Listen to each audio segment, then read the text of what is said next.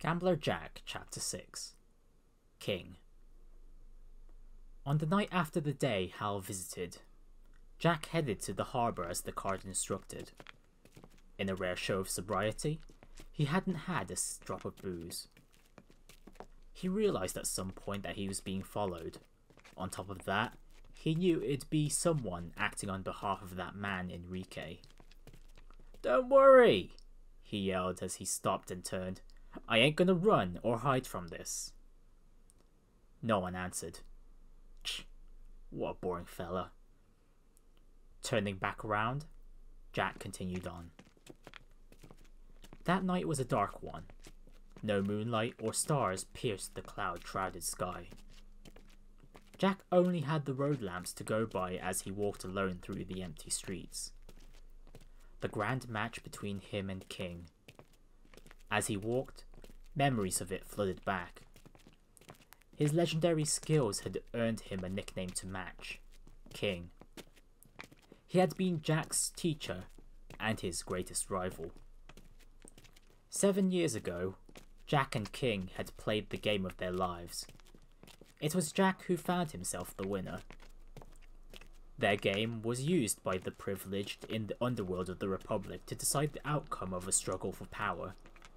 King, forced to take responsibility for losing, was killed. Though indirect, it could not be denied that Jack's win had been King's ultimate loss. Around an hour after leaving the bar, he reached the harbour. The smell of refuse and brine wafted in on a warm breeze. An enormous boat was floating on the dark night sea just ahead, waves lapping quietly at its sides.